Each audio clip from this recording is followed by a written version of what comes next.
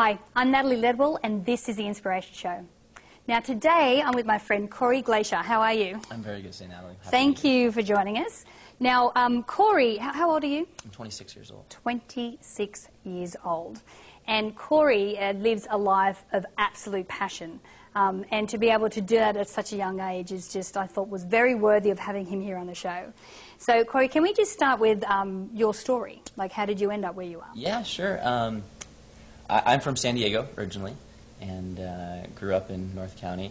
And kind of from a young age, I was always trying to push the limits and test the boxes, if you will. And I actually dropped out of high school when I was 16 years old, just because I felt like there was more I was kind of looking for, and I didn't really feel like just being shoved down the path that everyone else was being shoved down.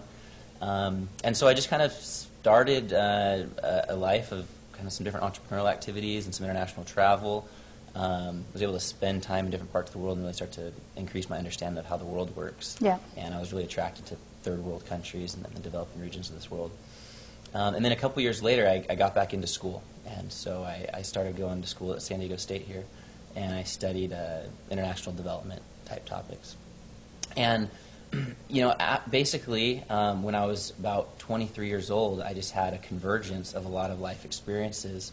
I was traveling through East Africa, and as part of my my professional background, which had been in like starting some smaller businesses and kind of that side of things, and my academic background, which was starting to learn about the world, and then the experience that I was having internationally all kind of came together. Yep.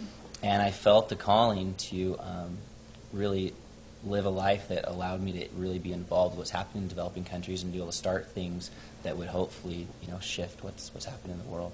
Yeah, it's interesting how you say that, you know, it was a culmination of everything that you've kind of done to that point that actually led you to what you're doing. So share with us, what are you doing right now? So I run an organization that trains volunteers in how to carry out international development work. There's poverty alleviation programs all over the world, and some of those are more effective than others at actually helping to serve people that are living in extreme poverty. And what I've been spending the last 4 years doing is through actually on-the-ground application, as well as studying on the ground, as well as a whole bunch of book research and school research, pulling together all the best practices in what actually helps us as development agents to serve developing countries and help them to see real enhancement in quality of life.